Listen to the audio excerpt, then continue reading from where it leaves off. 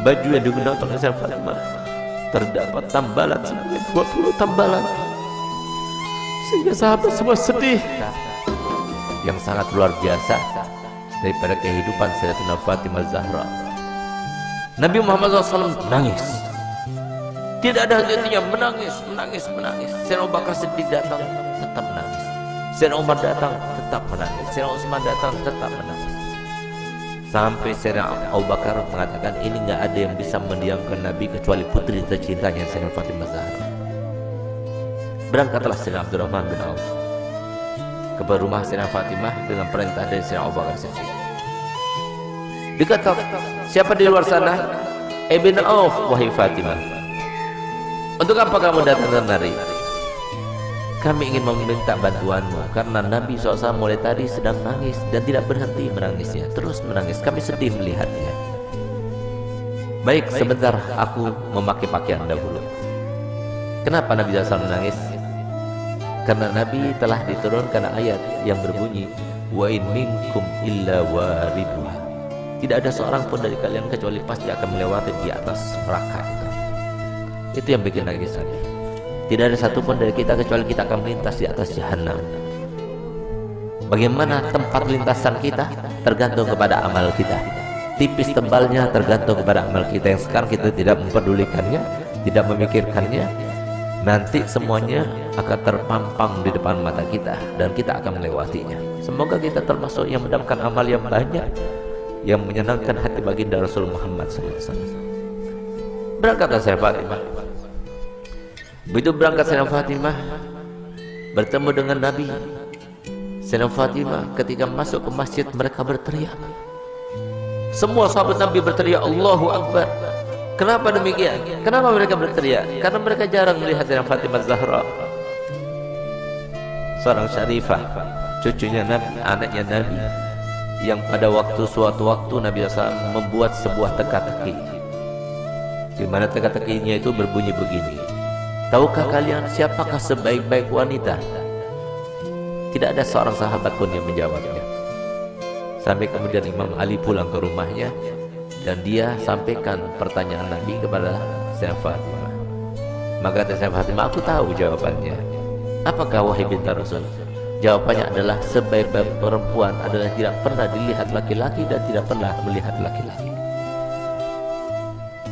Ketika Sayyidah Fatimah datang dan para sahabat banyak yang tidak mengetahui dengan Sayyidah Fatimah, mereka berteriak semuanya. Kenapa berteriak? Karena baju yang digunakan oleh Sayyidah,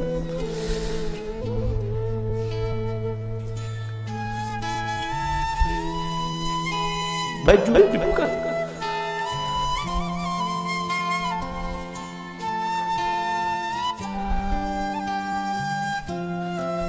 baju yang digunakan oleh Sayyidah Fatimah terdapat tambalan sebanyak 20 tambalan, sehingga sahabat semua sedih melihat putri tercintanya yang selalu dipuji oleh Nabi, yang paling mirip dengan Nabi, yang selalu Nabi SAW merendahkan semua wanita supaya mengikutinya, meneladaninya. Ternyata pakaian seperti itu, sesederhana itu. Saat itulah ketika sahabat Nabi merasa kasihan, merasa tidak tega, merasa iba melihat kehidupan Sayyidah Fatimah Zahra, maka Nabi SAW berkata kepada Sayyidina Umar bin Khattab, ya Umar, biarkan saja, demi Allah putriku Fatimah adalah pemimpin dari seluruh wanita yang masuk surga. Seandainya para syarifah sekarang tahu, lihat bagaimana pakaian Sayyidah Fatimah, lihat bagaimana perempuan yang dibanggakan oleh Nabi Muhammad SAW, yang harusnya kita sebagai umatnya menjadikan tauladan baginya.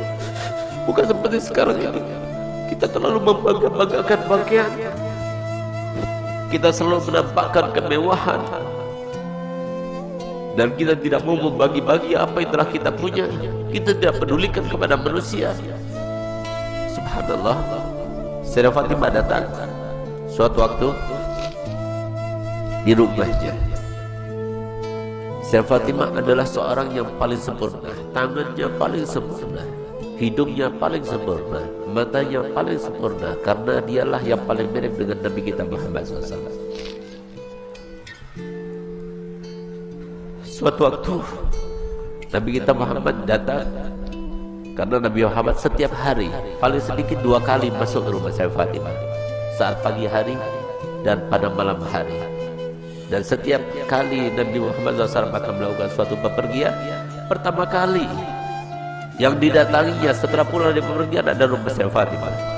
Dan terakhir kali rumah yang didatangi sebelum dia berangkat adalah rumah Sayyidah Fatimah Zahra. Semoga kita semua termasuk yang bangga bersama Sayyidah Fatimah Zahra. Di saat itulah Nabi SAW masuk ke rumah Sayyidah Fatimah. Sayyidah Fatimah punya anak kecil 2, Sayyidina Hasan dan Sayyidina Husain. Di saat beliau itu sedang menghaluskan gandum, maka kemudian Sayyidina Husain menangis, diambilnya. Ketika Sayyidina Husain menangis, diambil dengan tangan kirinya, dia dengan tangannya. Sayyidina Hasan menangis, diambil lagi. Sehingga saat itu Sayyidina Bilal melihat kejadian tersebut, sehingga Sayyidina Bilal merasa iba dan dia mengatakan, wahai binti Rasul, berikan salah satu pekerjaan. Kalau engkau mau, biarkan aku yang menggilingnya, dan kalau engkau mau, biarkan engkau yang menggiling dan berikan kepadaku putramu Hasan dan Husain, biarkan aku yang menggendongnya. Tidak tega beliau itu melihat bagaimana keadaannya Sayyidah Fatimah, sampai kemudian Nabi SAW melihat. Begitu Nabi SAW melihat, maka dipeluknya Sayyidah Fatimah, dicium. Setiap kali Nabi SAW bertemu dengan Sayyidah Fatimah, dipeluknya dan dicium di jidatnya sebagai tanda bahwa Nabi SAW ridho kepadanya. Bahkan tempat duduknya pun yang tidak diduduki oleh siapa juga, kalau Sayyidah Fatimah datang, maka tempat duduknya diberikan oleh Nabi SAW kepada Sayyidah Fatimah Zahra. Itulah kedua bagi kita para wanita. Dialah tauladan yang paling utama bagi wanita, dan dialah yang diceritakan oleh Nabi SAW dalam hadisnya, bahwasanya pernah suatu waktu Sayyidah Fatimah itu dalam keadaan pernah melukai perasaannya suaminya tanpa sengaja.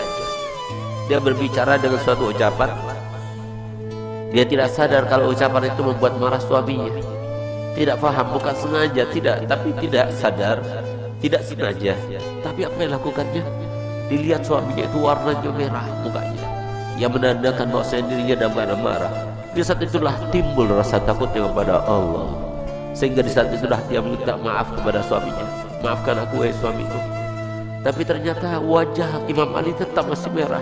Takut dia kepada Allah, sehingga rasa takutnya luar biasa itu sampai beliau itu menangis histeris dan dia mengatakan, wahai suamiku, sampai dia berjingak-jingak memutari suaminya Sayyidina Ali bin Abi Thalib. Suamiku, maafkan aku, sambil dia itu berkeliling seperti layaknya orang yang sedang tawaf.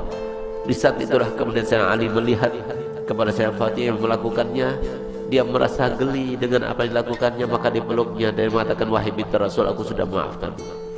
Subhanallah, sore harinya dia bertemu dengan ayahandanya Nabi Muhammad SAW. Ketika bertemu dengan Nabi Muhammad, maka apa ujar Nabi Muhammad? Gelia Fatimah, telah sampai kepadaku apa yang telah kamu lakukan tadi. Kalau seandainya engkau meninggal dunia sebelum engkau mendapatkan maaf dari suamimu, maka niscaya aku tidak akan melaksanakan sholat jenazah terhadapmu. Disinilah maka para ulama mengatakan bahwasanya istri yang tidak solihah, maka dia itu tidak akan mendapatkan syafaatnya Nabi Muhammad SAW. Banyak di antara kita yang tidak faham bahwasanya surga itu murah disangkanya, surga itu mudah untuk kita dapatkan. Siapa bilang? Rasulullah telah bersabda, ala inna sil'atallah ghaliyah, ala inna sil'atallah ghaliyah. Ketahuilah bahwasanya barang yang dijanjikan Allah Ta'ala dengan sabar kalian, dengan kalian sabar melaksanakan perintah kami, dengan kalian sabar dengan melaksanakan perintah Allah, itu sangat mahal harganya, yaitu janji Allah untuk kalian adalah surga. Tidak mudah untuk mendapatkan surga, mudah. Harus sabar, harus melawan hawa nafsu.